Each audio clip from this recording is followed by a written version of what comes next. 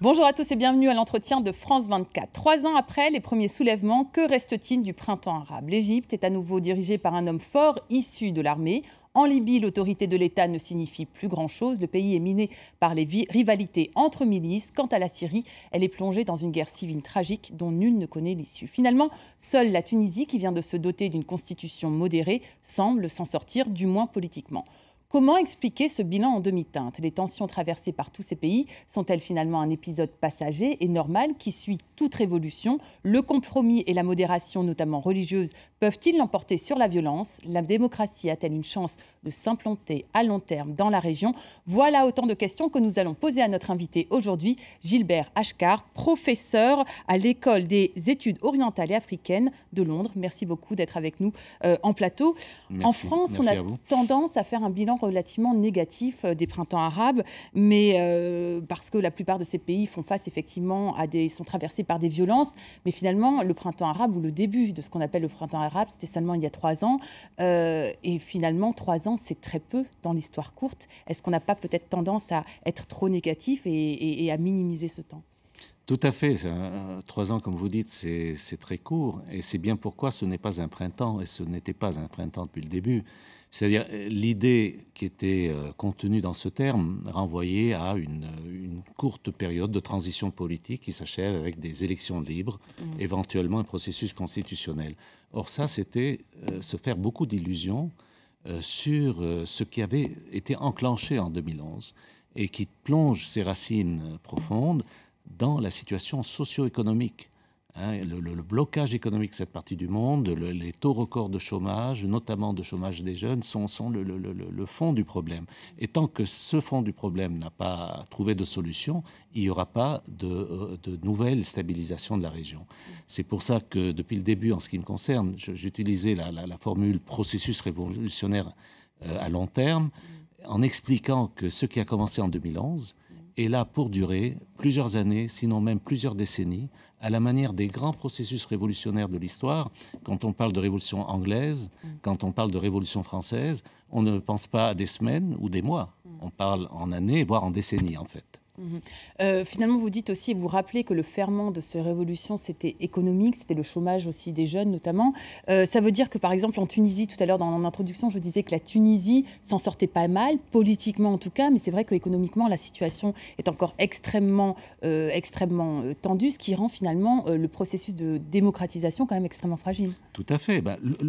L'échec, si vous voulez, principal d'Al-Nahda, du gouvernement Al-Nahda, a été socio-économique. C'est cette incapacité à juguler cette croissance du chômage qui, de fait, vous aviez déjà un chômage très fort qui est à l'origine de l'explosion, mais l'explosion elle-même, avec la déstabilisation politique qu'elle crée, n'a fait qu'aggraver, si vous voulez, ce chômage. Et il faut, alors là, un changement radical de cap sur le plan économique qui n'est pas venu d'Al-Nahda, qui n'est pas venu de Morsi en Égypte. On a eu la continuation des politiques antérieures. Ça veut dire quoi? Ça veut dire des politiques économiques opaques, avec de la corruption, avec... Non, c'est pas tellement cela. C'est, si vous voulez, les recettes néolibérales que le Fonds monétaire international est là pour, n'est-ce pas, continuer à promouvoir, alors qu'elles ont fait faillite de manière absolument, à mon sens, évidente après 3 décennies de mise en œuvre dans la région.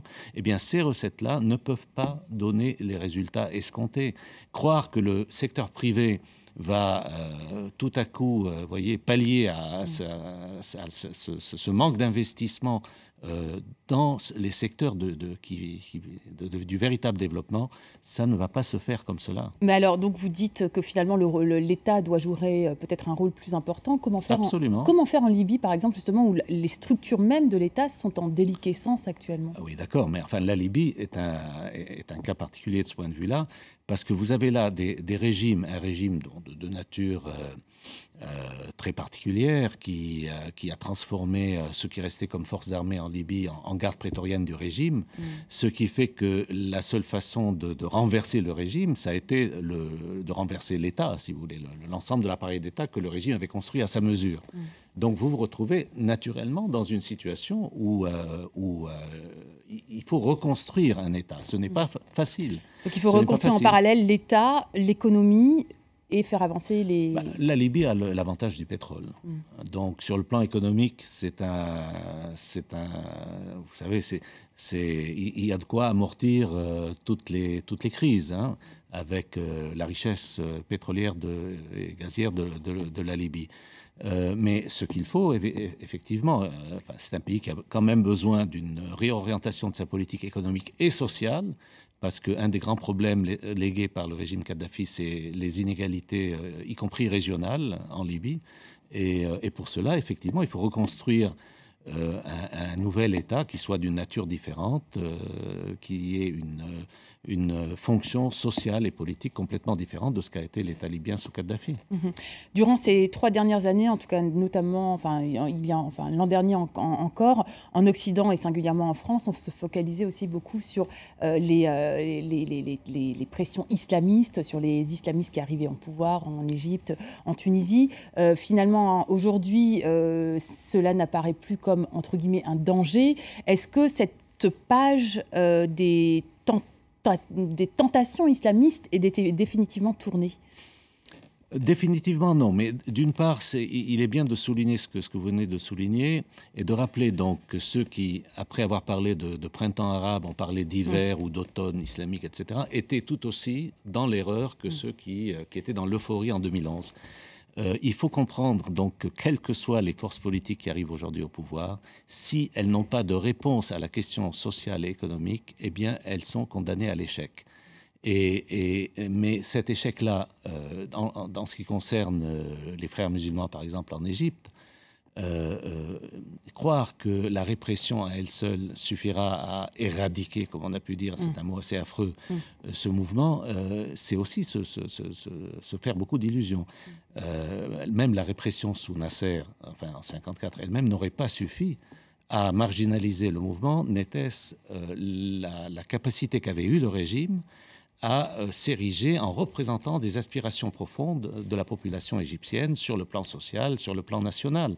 Or ça, on n'en voit pas poindre le début. Hein, aujourd'hui, c'est pas le général Sissi que certains présentent comme une sorte de nouveau Nasser, c'est une mystification que de croire cela. C'est une mystification, mais pas juste occidentale ou des médias occidentaux. Il semblerait aussi que, en tout cas, la population égyptienne le mystifie ou commence à le mystifier. Oui. Justement, à propos quand même de l'Égypte, on est quand même frappé que 3 ans après, les Égyptiens se tournent de nouveau vers un homme fort, même si on ne fait pas forcément le parallèle avec Nasser.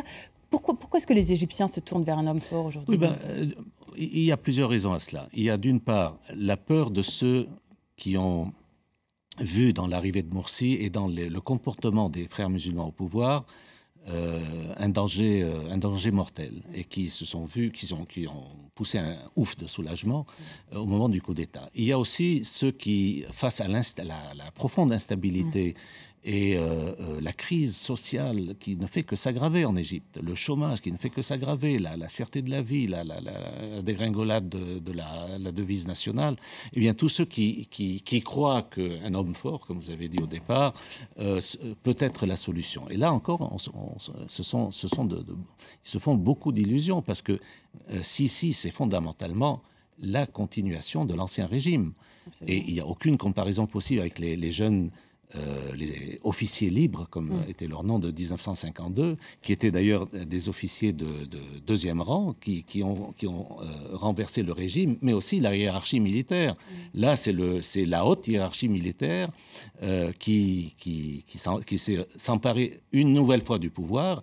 La première, il ne faut pas l'oublier, le premier coup d'État post-révolutionnaire, si vous voulez, post-2011, a eu lieu en 2011. C'est le 11 février. Le premier renversement de Moubarak a également été fait par l'armée. Et c'était même un coup d'État plus direct que celui-ci, puisqu'il a amené une junte militaire au pouvoir, le Conseil suprême des forces armées. On arrive à la fin de l'entretien, malheureusement. J'aurais beaucoup aimé parler un peu plus longuement de Syrie. Juste quand même, que vous inspirent aujourd'hui les négociations qui ont lieu à Genève entre une partie de l'opposition et des représentants du régime syrien? Est-ce que vous pensez qu'ils peuvent arriver à un accord, finalement? Je suis extrêmement sceptique sur la possibilité d'arriver à une véritable solution, c'est-à-dire une transition pacifique dans la situation syrienne à partir de négociations de ce type. Ça veut dire que vous pensez que la guerre civile va continuer encore longtemps? Je le crains. Je le crains parce que mon espoir, bien entendu, c'est que ça s'arrête. Parce que c'est devenu absolument... Enfin, ça dépasse tout dans l'horreur et dans la tragédie. On est vraiment face à une des plus grandes tragédies je sais pas moi, depuis la Deuxième Guerre mondiale. C'est ce qui se déroule en Syrie. Donc on ne peut qu'espérer qu'il y ait un arrangement quelconque qui permette d'arrêter les combats et de réamorcer un processus politique. Et si je peux avoir un espoir quant à l'avenir de la Syrie, c'est précisément dans une Syrie où les armes pourraient se taire et la parole revenir au processus politique. Et donc de nouveau voir ces jeunes qui ont fait le soulèvement à ses débuts, ces jeunes qui sont par dizaines de milliers emprisonnés par le régime, au moment même où ce même régime avait libéré des prisons les djihadistes en 2011, afin de promouvoir la variante djihadiste dans son opposition, c'est ce que j'appelle l'ennemi préféré du régime, eh bien, pour sortir de tout cela, il faudrait bien entendu qu'aujourd'hui les armes se taisent. Alors voilà, enfin, on espère que ça soit possible, mais sans pression internationale très forte, ça ne sera pas. La clé de l'attitude du régime syrien, elle est à Téhéran et elle est à Moscou. Voilà, je vous remercie beaucoup Gilbert Achcar. Ce sera donc le mot de la fin, donc la clé de la résolution du conflit en Syrie, qui est à la fois à Moscou et en Iran. Voilà, c'est la fin de cet entretien. Vous pouvez nous retrouver sur notre site internet et me suivre sur Twitter sur le compte qui s'affiche sur vos écrans. À très bientôt.